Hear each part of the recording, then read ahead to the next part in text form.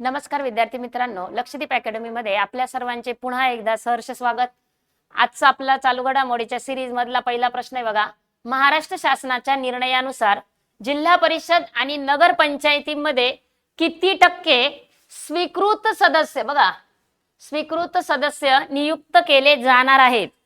Option दिले आपल्याला 5%, 10%, 15% की 20%। तर याचं उत्तर आहे 10% सदस्य काय होणार आहे, स्वीकृत सदस्य नियुक्त केले जाणार आहे। आणि ते कुठे ते पण लक्षात ठेवा। महाराष्ट्र शासनाचा निर्णय जिल्हा परिषद आणि नगर पंचायतीमध्ये किती टक्के? 10%। 10 आकडा लक्षात ठेवायचा आहे। Next, global food city ranking 2025-26 नुसार जगातील 5वे सर्वोत्तम खाद्य शहर कोणते ठरले आहे? बघा, पहिलं, दुसरं, तिसरं, चौथं नाही विचारलं आपल्याला, 5वं विचारलेलं आहे। दिल्ली, पुणे, मुंबई की नाशिक? तर त्याचं उत्तर आहे पर्याय क्रमांक 3 मुंबई। आणि बघा आता हा रँकिंग कसला दिलाय? ग्लोबल फूड सिटी रँकिंग 2025-26 नुसार दिलंय आणि त्याच्यात आपल्या मुंबईचा कितवा क्रमांक आहे? तर 5वे सर्वोत्तम खाद्य शहर ठरले आहे मुंबई। नेक्स्ट, पालकांच्या संमतीशिवाय 15 वर्षाखालील मुलांसाठी सोशल मीडिया वापरावर बंदी घालणारा जगातील पहिला देश कोणता? ऑस्ट्रेलिया, भारत, अमेरिका की फ्रान्स? तर बघा या प्रश्नाचं उत्तर आहे ना फ्रान्स आहे, पर्याय क्रमांक 4। पण बऱ्याच विद्यार्थ्यांना वाटेल की अगोदरच्या एका लेक्चरमध्ये मॅडम तुम्ही उत्तर तर आम्हाला ऑस्ट्रेलिया दिलेलं होतं, पण इथे प्रश्न व्यवस्थित वाचायचा आहे। आपल्याकडे घाई फार असते, आपल्या डोक्यात फक्त एकच असतं की सोशल मीडियावर बंदी घालणारा पहिला देश, पहिलं राज्य। पण इथे वय वाचायचंय आपल्याला। पालकांच्या संमतीशिवाय 15 वर्षाखालील मुलांसाठी सोशल मीडिया वापरावर बंदी घालणारा पहिला म्हटलं तर फ्रान्स आहे। आणि हाच आकडा जर चेंज केला आणि 16 वर्षाखालील म्हटलं, 16 वर्षाखालील मुलांसाठी म्हटलं तर तेव्हा आपलं उत्तर आहे ऑस्ट्रेलिया। बघा म्हणजे एक आकडा आपलं उत्तर बदलवतंय। 15 वर्षाखालील म्हटलं तर उत्तर आहे फ्रान्स, पण 16 वर्षाखालील मुलांसाठी म्हटलं तर उत्तर काय आहे? ऑस्ट्रेलिया। बंदी घालणारा मुलांसाठी बंदी घालणारा कशावर? सोशल मीडियाच्या वापरावर। नेक्स्ट, महाराष्ट्र शासनाने कोणत्या प्राण्यांच्या हल्ल्याला राज्य आपत्ती म्हणून घोषित केले आहे? अतिशय महत्वाचा प्रश्न आहे बघा। सध्या ना हल्ले होतात ते बऱ्याच प्रमाणामध्ये आपलं, जसं महाराष्ट्रात किंवा नाशिक वगैरे या ठिकाणी किंवा इगतपुरी तालुका वगैरे बऱ्याच ठिकाणी लिमिटेड नाव घेण्यापेक्षा महाराष्ट्रात सरासरी झालंच आहे, कारण महाराष्ट्र शासनाने हा निर्णय घेतलाय आणि प्राण्यांचा हल्ला होतोय। मग कोणत्या प्राण्यांचा हल्ला म्हटलंय? कोणत्या प्राण्यांच्या हल्ल्याला राज्य आपत्ती म्हणून घोषित केलं आहे? रानडुक्कर आणि हत्ती, बिबट्या आणि वाघ, गवा आणि लांडगा, अस्वल आणि बिबट्या? तर त्याचं उत्तर आहे पर्याय क्रमांक 2 बिबट्या आणि वाघाच्या हल्ल्यात हल्ला झाला तर त्याला काय म्हटलंय? राज्य आपत्ती म्हणून घोषित केलं आहे। आणि ह्या आपत्ती जर याच्यावर हल्ला झाला एखाद्या कुटुंबातील व्यक्तीवर एखादा, तर त्याच्या कुटुंबातील व्यक्तीला शासकीय नोकरीमध्ये शासकीय नोकरी देण्यात येणार आहे। नेक्स्ट, शालेय शिक्षण विभागाने महाराष्ट्रातील शाळांमध्ये कशावर पूर्णपणे बंदी घालणारा नवीन शासन निर्णय जारी केला आहे? मोबाईल वापरावर, जंक फूडवर, विद्यार्थ्यांच्या शारीरिक आणि मानसिक शिक्षेवर, खाजगी शिकवण्यांवर? शालेय शिक्षण विभागाने महाराष्ट्रातील शाळांमध्ये पूर्णपणे बंदी घालणारा नवीन शासन निर्णय कोणता?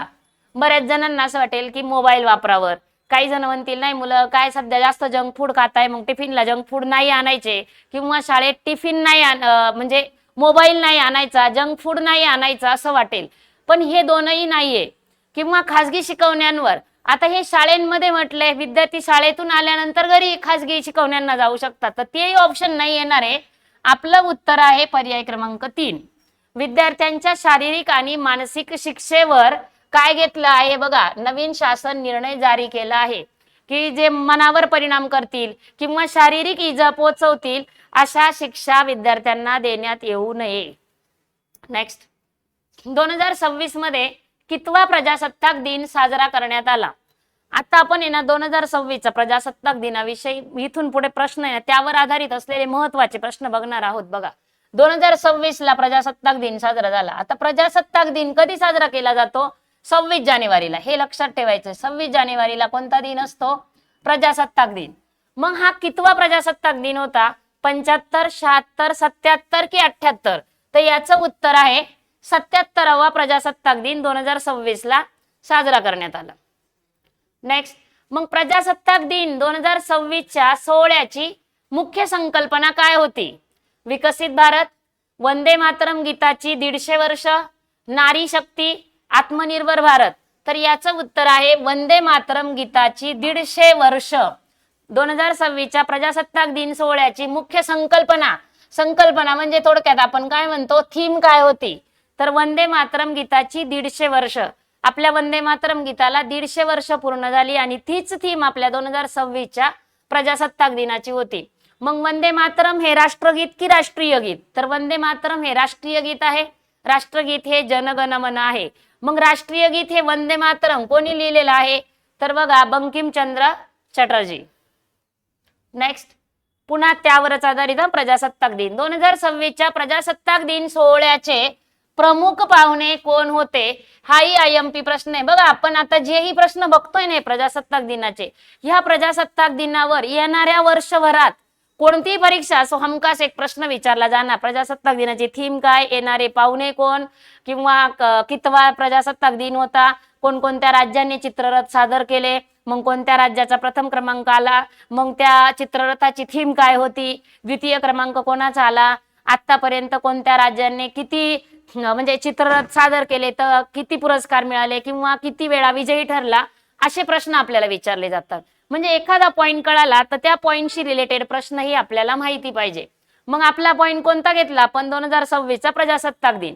आता ह्या प्रजासत्ताक दिन सोहळ्याचे प्रमुख पाहुणे कोण होते? बघा, Antonio Costa, Ursula von der, पुन्हा दिले वरील दोन्ही अ आणि ब, आणि चौथा पर्याय दिला यापैकी नाही. तर याचं उत्तर बघा, अँटोनिओ कोस्टा आणि उर्सुला वॉन डेर लेयन हे दोघंही आपले काय होते? 2026च्या प्रजासत्ताक दिनाचे प्रमुख पाहुणे. म्हणून आपलं उत्तर काय येतंय? पर्याय क्रमांक 3 अ आणि ब. तर बघा, हे अँटोनिओ कोस्टा हे युरोपियन काउन्सिलचे अध्यक्ष आहेत. तर हे उर्सुला वॉन डेर लेयन हे कोण आहे? तर युरोपियन कमिशनचे कोण आहेत? त्या अध्यक्ष आहेत. हे पण अध्यक्ष आहेत आणि हे अध्यक्ष आहेत. नेक्स्ट, 140 पुरुषांच्या CRPF तुकडीचे नेतृत्व करणारी पहिली महिला कोण ठरली? हाही प्रश्न पुन्हा आपला 2026चा प्रजासत्ताक दिन आहे. या प्रजासत्ताक दिनावरच आधारित आहे. शिवांगी सिंग, सिमरन बाला, भावना कांत, अवनी चतुर्वेदी? तर या प्रश्नाचं उत्तर आहे पर्याय क्रमांक 2 सिमरन बाला. CRPF तुकडीचे नेतृत्व करणारी पहिली महिला सिमरन बाला.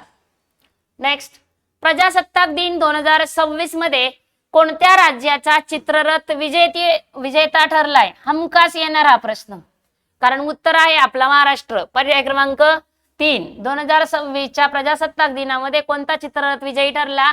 तर महाराष्ट्राचा चित्ररथाने प्रथम पारितोषिक मिळवलंय. मग इथे बघा, पुन्हा काय प्रश्न विचारलाय की प्रजासत्ताक दिन सोहळ्यात चित्ररथाची सुरुवात कोणत्या वर्षापासून झाली?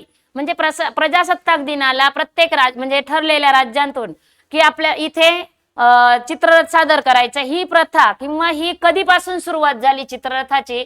1947, 1950, 1952 की 1960?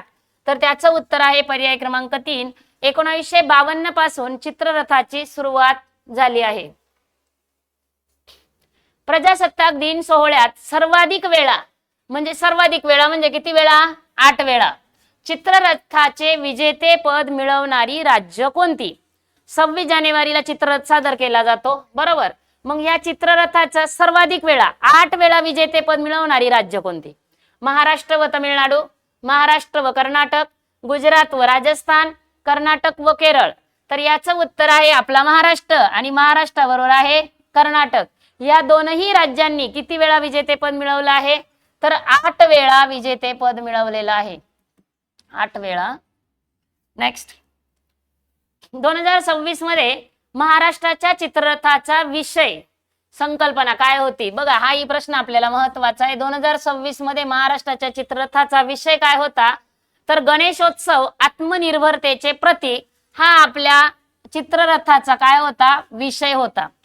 आता यावरच आधारित एक प्रश्न विचारला जाईल की 2025 मध्ये आपला राज्य उत्सव म्हणून कोणत्या उत्सवाची घोषणा केली आहे, तर त्याचंही उत्तर आहे गणेशोत्सवाला महाराष्ट्र राज्याचा राज्य उत्सव म्हणून घोषित करण्यात आली आहे. तर 2026 ची थीमच ती ठेवली आहे. मग कोणती? गणेशोत्सव आत्मनिर्भरतेचे प्रतीक. नेक्स्ट, 2026च्या संचलनात कोणत्या राज्याचा केंद्रशासित प्रदेशाचा चित्ररथ दुसऱ्या क्रमांकावर राहिलाय? बघा आत्ताच बघितलं आपण, पहिला क्रमांक कोणाचा आला? महाराष्ट्र. मग दुसरा क्रमांक कोणाचा आहे? बघा इथे विचारलाय आपल्या, दुसऱ्या क्रमांकावर कोण राहिलंय आणि ते काय आहे? बघा केंद्रशासित प्रदेश किंवा राज्य म्हटलंय महाराष्ट्र, केरळ, तामिळनाडू आणि जम्मू काश्मीर. तर लगेच इथं उत्तर कळेल आपल्याला. केंद्रशासित प्रदेश म्हटल्यानंतर उत्तर काय आलंय? पर्याय क्रमांक 4 जम्मू आणि काश्मीर. नेक्स्ट, केरळ राज्याच्या चित्ररथाची संकल्पना खालीलपैकी कोणती होती? पर्याय दिलेत हस्तकला आणि लोकनृत्य, वॉटर मेट्रो आणि 100% डिजिटल साक्षरता, नारी शक्ती आणि जैवविविधता. तर केरळ राज्याच्या चित्ररथाची संकल्पना होती वॉटर मेट्रो आणि 100% डिजिटल साक्षरता. ही 2026 साठी केरळ राज्याची चित्ररथाची संकल्पना होती. नेक्स्ट, महाराष्ट्राच्या चित्ररथाने आतापर्यंत एकूण किती वेळा प्रथम क्रमांक पटकावला आहे? ज्यांनी अगोदरचा प्रश्न व्यवस्थित ऐकला त्यांना लगेच उत्तर येणार. महाराष्ट्राच्या चित्ररथाने आतापर्यंत किती वेळा प्रथम क्रमांक मिळवला? तर 8 वेळा प्रथम क्रमांक मिळवला आहे. मग महाराष्ट्र राज्याबरोबर अजून कोणतं एक राज्य? तर कर्नाटक राज्य. नेक्स्ट, खालीलपैकी कोणत्या वर्षी महाराष्ट्राच्या हापूस आंबा, म्हणजे महाराष्ट्राच्या चित्ररथाची थीम काय होती? हापूस आंबा. या चित्ररथाला प्रथम क्रमांक मिळाला, म्हणजे विजयी महाराष्ट्रच होता. थीम काय होती? हापूस आंबा. आपल्याला वर्ष विचारलंय. जसं गणेशोत्सव आत्मनिर्भरतेचे प्रतीक 2026 महाराष्ट्र विजयी आहे, तसं हापूस आंबा महाराष्ट्रच विजयी होता, पण वर्ष विचारलंय 1981, 1993, 1994 की 1995. तर 1994 ला महाराष्ट्राचा हापूस आंबा संकल्पनेचा चित्ररथ प्रथम क्रमांक मिळाला होता. नेक्स्ट, 1981 आणि 2018 ह्या दोन्ही वर्षी महाराष्ट्राच्या कोणत्या विषयावरील चित्ररथाला प्रथम पारितोषिक मिळालं? सार्वजनिक गणेशोत्सव शताब्दी, छत्रपती शिवाजी महाराज राज्याभिषेक, बैलपोळा आणि पंढरीची वारी. तर याच्यापैकी बघा 1981 आणि 2018 या दोन्ही वर्षी सारखीच थीम होती. 4 ऑप्शन दिलेले. तर याच्यापैकी उत्तर आहे छत्रपती शिवाजी महाराजांचा राज्याभिषेक. ही थीम 1981 ला पण होती, 2018 ला पण होती आणि दोन्ही वर्षी प्रथम पारितोषिक मिळालंय आपल्या महाराष्ट्राला. थीम काय होती? छत्रपती शिवाजी महाराज राज्याभिषेक. नेक्स्ट, भारतात सर्वाधिक वेळा, म्हणजे किती? 10 वेळा म्हटले. आता प्रजासत्ताक दिनाचे प्रश्न झाले. 10 वेळा अर्थसंकल्प मांडण्याचा मान कोणाकडे आहे? आतापर्यंत 10 वेळा, आकडा लक्षात ठेवायचा, अर्थसंकल्प मांडण्याचा मान कोणाकडे? मोरारजी देसाई, पी चिदंबरम, प्रणव मुखर्जी की निर्मला सीतारामन. तर याचं उत्तर आहे पर्याय क्रमांक 1 मोरारजी देसाई. बऱ्याच जणांना वाटेल की मॅडम निर्मला सीतारामन, या 9व्यांदा त्यांनी अर्थसंकल्प सादर केलेला आहे. ओके, सर्वाधिक वेळा अर्थसंकल्प मांडणाऱ्यांच्या यादीत निर्मला सीतारामन यांच्या सोबत, बघा आत्ताच सांगितलं होतं मी, निर्मला सीतारामन यांनी किती वेळा? 9व्यांदा मांडलाय, म्हणजे 9 वेळा झाला ना त्यांचा. आणि अगोदरच्या प्रश्नात किती होता? 10 वेळा. कोण आहे? मोरारजी देसाई. अर्थसंकल्प मांडणारे दुसरे अर्थमंत्री कोण? म्हणजे 10 वेळा मांडणारे मोरारजी देसाई, 9व्यांदा मांडलाय निर्मला सीतारामन, पण त्यांच्याबरोबर अजून एक व्यक्ती आहे की त्यांनी पण 9 वेळा मांडलेला आहे. मग ते कोण? मनमोहन सिंग, मोरारजी देसाई, पी चिदंबरम की प्रणव मुखर्जी. आता मोरारजी देसाई तर पहिल्या क्रमांकावर आहे. आता इथं ह्या निर्मला सीतारामन 9 वेळा आहे, म्हणजे या दुसऱ्या क्रमांकावर आहे. मग अजून दुसऱ्या क्रमांकावर असणारे कोण? तर उत्तर आहे पी चिदंबरम. पर्याय क्रमांक 3. निर्मला सीतारामन यांनी कोणत्या वर्षी सर्वात जास्त वेळ अर्थसंकल्पीय भाषण केले होते? सर्वात जास्त वेळ म्हणजे किती मिनिटं केलं त्यांनी? 162 मिनिटे त्यांनी काय केलं? अर्थसंकल्पीय भाषण केलं. पण आपल्याला ते वर्ष विचारलंय कोणत्या वर्षी. तर बघा 2020, 2021, 2024 की 2026? तर याचं उत्तर आहे पर्याय क्रमांक 1, 2020 साली निर्मला सीतारामन यांनी सर्वात मोठं भाषण किती मिनिटे केलं होतं? 120 मिनिटाचं अर्थसंकल्पीय भाषण केलं होतं. नेक्स्ट, अर्थसंकल्पीय 2026-27 सादर करताना निर्मला सीतारामन यांनी परिधान केलेली कांजीवरम साडी कोणत्या राज्यातील आहे? बऱ्याच जणांना प्रश्न असा पडेल की मॅडम यावर प्रश्न येतो का, विचारला जातो. 9 वेळा साड्या कोणत्या घातले परिधान केलेल्या आहे त्यांची पण यादी दिलेली आहे आपल्याला बघा. तर इथे कांजीवरम साडी त्यांनी घातलेली कोणती साडी होती? नाव दिले आपल्याला कांजीवरम साडी, पण कोणत्या राज्यातली आहे? कर्नाटक, केरळ, आंध्र प्रदेश की तमिळनाडू? तर बघा कांजीवरम साडी कोणत्या राज्यातली आहे? तमिळनाडू. नेक्स्ट, त्यावरच पुन्हा आधारित प्रश्न आणि महत्वाचा, कांजीवरम साडीला कोणत्या वर्षी GI टॅग प्राप्त झाले होते? म्हणजे भौगोलिक मानांकन GI टॅग मिळालं कशाला? कांजीवरम साडीला. कांजीवरम साडी कोणत्या राज्याचं? तमिळनाडू सांगितलंय. पण GI टॅग कधी मिळाला होता बघा? 2001, 2, 3, 4, 2005, 6 की 2010, 11? तर याचं उत्तर आहे 2005, 2006 साली GI टॅग मिळाला. कोणत्या साडीला? साडीचं नाव लक्षात ठेवायचंय, कांजीवरम साडी, तमिळनाडू राज्य. परिधान केलेली होती कोणी? निर्मला सीतारामन. नेक्स्ट, भारतीय संविधानातील कोणत्या कलमानुसार वार्षिक वित्तीय विवरणपत्र म्हणजेच केंद्रीय अर्थसंकल्प सादर केले जाते? आपल्याला भारतीय संविधानातला कलम विचारलाय.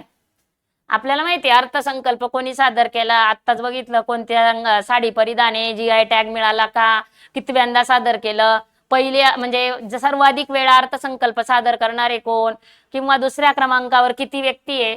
पण इथे विचारलंय हे कोणत्या कलमानुसार आहे बघा? कलम 110, कलम 112, कलम 202 की कलम 280? तर याचं उत्तर आहे पर्याय क्रमांक 2, कलम 112 नुसार वार्षिक वित्तीय विवरणपत्र सादर केले जाते. नेक्स्ट, स्वतंत्र भारताचा पहिला अर्थसंकल्प कोणी सादर केला? आता सगळ्यांना एकच पाठ झालंय, केंद्रीय अर्थसंकल्प निर्मला सीतारामन यांनी सादर केला. पण प्रश्न काय विचारला जाईल? स्वतंत्र भारताचा पहिला अर्थसंकल्प कोणी सादर केला? John Mathai, James Wilson, RK Shanmukham Chetty, Yashwant Sinha? तर याचं उत्तर आहे RK षण्मुखम शेट्टी यांनी स्वतंत्र भारताचा पहिला अर्थसंकल्प सादर केला. मग तो कधी सादर केला होता? तर त्याचं उत्तर आहे बघा 26 नोव्हेंबर 1947 ला RK षण्मुखम शेट्टी यांनी स्वतंत्र भारताचा पहिला अर्थसंकल्प सादर केला होता.